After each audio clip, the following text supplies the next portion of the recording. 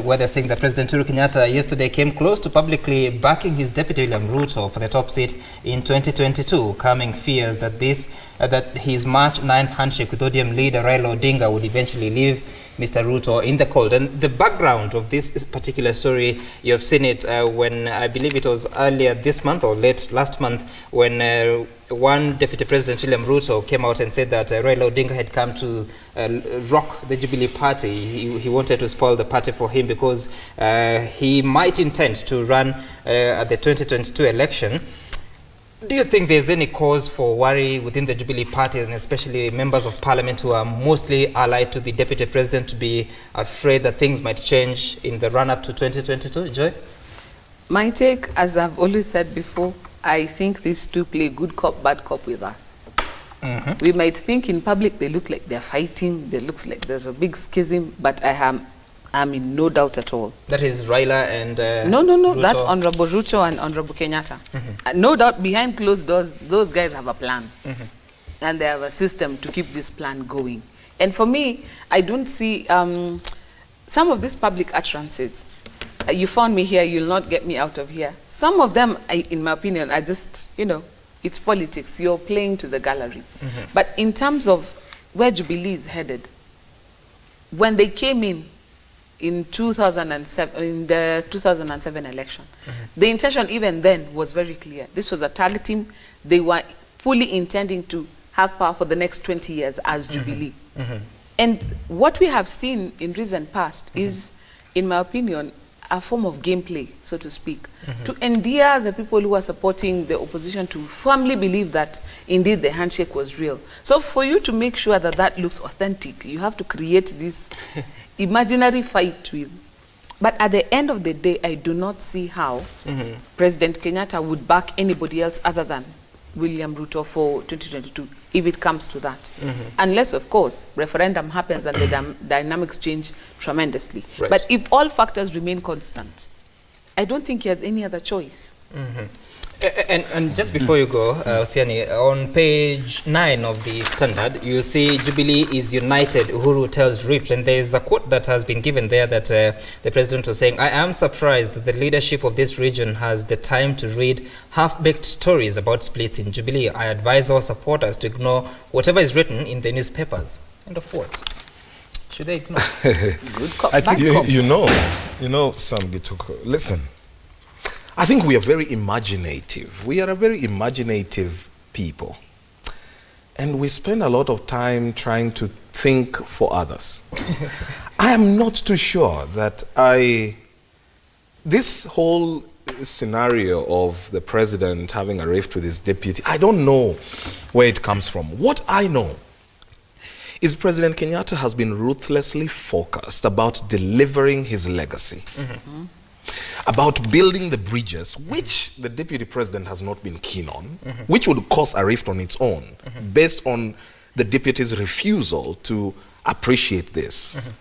He has been keen on this Big Four agenda and has been keen on the fight against graft. Right. Now, the question would be, is there a way, in which the deputy president finds himself on the wrong end of this stick of the president? Could it be that when they're building the bridges, he is in or he's not? Could it be that he has not been into the Big Four agenda? Could it be that he has not been joining the president in the fight against graft? And the president, if I heard him right, has always said, let us focus on delivering for Kenyans.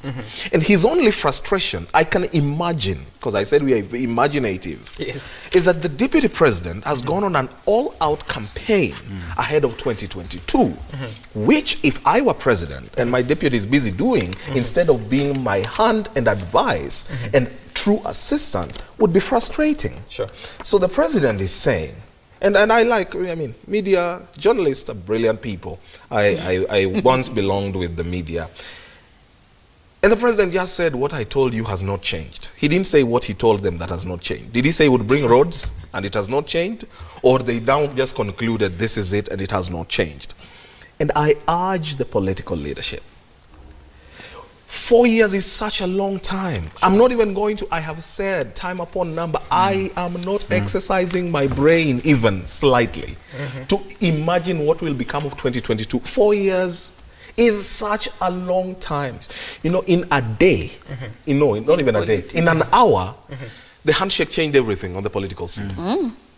Another development will come tomorrow that will just change the whole spectrum. Right. So let's focus on delivering this three-pronged approach towards a legacy that will be impactful on the people of this country, to truly and honestly build bridges, to be the champions for peace in this country, to address the issues such as electoral justice, as is documented in the Building the Bridges Initiative document, to ensure that we have equity and equalization, to reach out and deal with the Big Four agenda in health, manufacturing, food security, you know, and housing, to truly focus on the possibility of delivering. It may not look good now, Sam.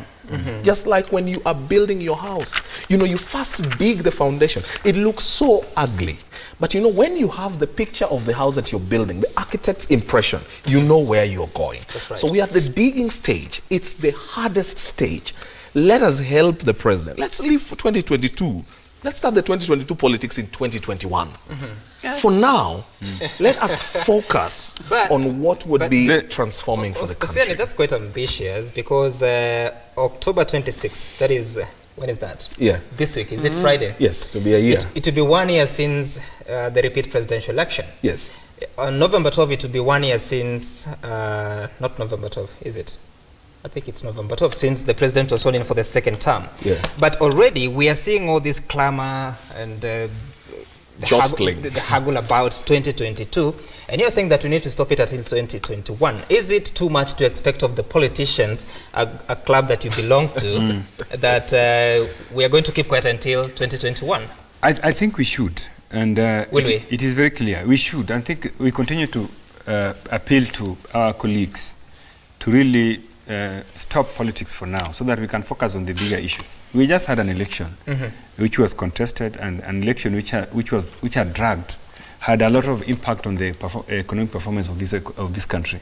And so we really would like this issue, and we have said, and Raila has said, that his handshake with President Kenyatta is not for the sake of 2022 politics. I wish this message would really sink deeper.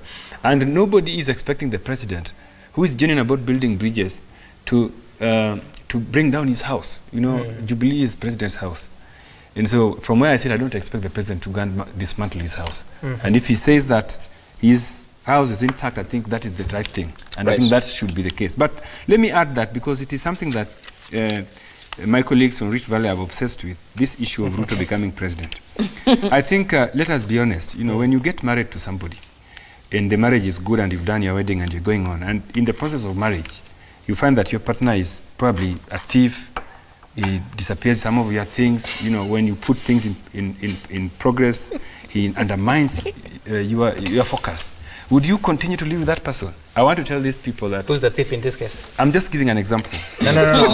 What I'm saying... Contextualize the example what I'm trying to say is that even if Jubilee is united, from where I sit, I don't think Ruto can be the president of this country. And this is a message that Kenyans need to understand very clearly, that because he continues to undermine some of the progress Kenya wants to make, he will not have a good chance to become the president, because he will not get votes. Where do you get votes when you are fighting corruption and you are carrying money in bags, you're distributing in arambes and churches? Is that the person that we want to guide Kenya going forward, especially after the two gentlemen, the two statesmen, Uhuru and Kenyatta, have brought Kenya together? But Samatandi, you have no evidence that that money is not his. So I don't think I want you to go there. Whether it is his, but is it a very good practice that you have number two, the Deputy President of the Republic of Kenya, carrying money in bags? You know, is it a good practice? From where you sit, okay, it is not a very good thing. So what I'm trying to say is very simple: that we don't want to be obsessed with the politics of 2022. But let it be clear that Kenya is cleaning itself, and we are going to clean this country. I'll tell you for a fact, as a citizen, I do not appreciate this incessant politics in Kenya. It's one thing that distracts our attention from things that we really should be concerned about. It takes away from our experience as Kenyans in interrogating what is really going on. For example, when laws are being enacted now, we no longer look at it is this law good for Kenyans? Will it move us forward or not? It's always, there's the politics of it. This must be pushed through. There's a tyranny of this, tyranny of that. Be that as it may, as a politician, I understand that the campaign for the next general election begins the day this election is already declared. So the results are declared today, and I start my campaigns for the next election the very next day. That's how you work. How we do our politics in Kenya is a problem, because we want to do our politics in Kenya always high octane. During this time is when you should be doing your grassroots work, your networking, your making what we call development in Kenya, which is basically doing what you're supposed to do as government.